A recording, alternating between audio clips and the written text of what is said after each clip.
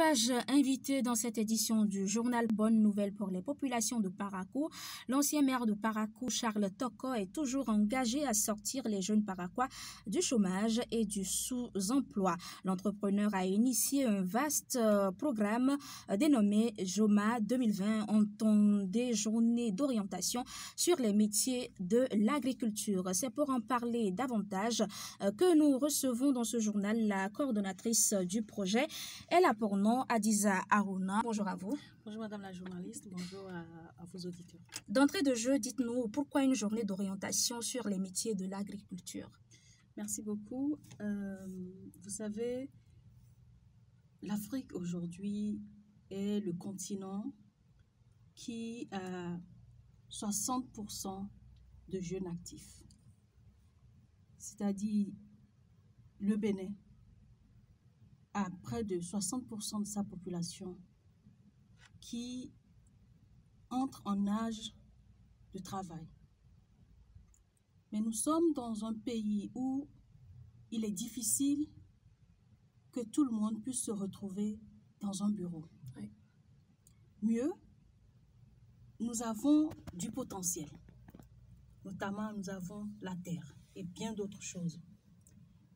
Et après le bac, nous allons en majorité à l'université avec des rêves irréalistes. Oui.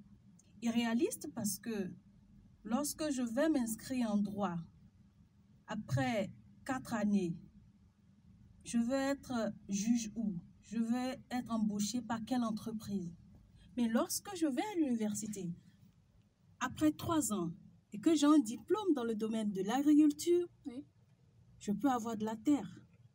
Je peux travailler. Et donc, c'est ces questions-là qui ont amené Charles Toko, promoteur d'une ferme KDK notamment, et à partir de son expérience personnelle, comme il a l'habitude de le dire, il dit souvent, quand j'étais déjà étudiant, quand je reviens de Cotonou, je vais à l'Opara pour aller travailler, pour gagner 35 francs, pour gagner 100 francs.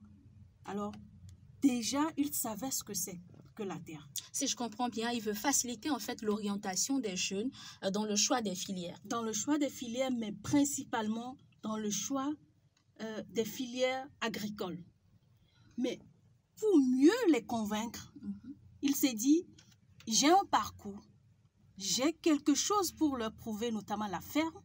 Et donc, on a choisi ces journées d'orientation-là, les organiser à la ferme KDK, où ils vont donc écouter beaucoup de choses, mais en même temps vivre la réalité. Justement parlant, et quel sera le contenu de cette journée, puisque c'est une seule journée?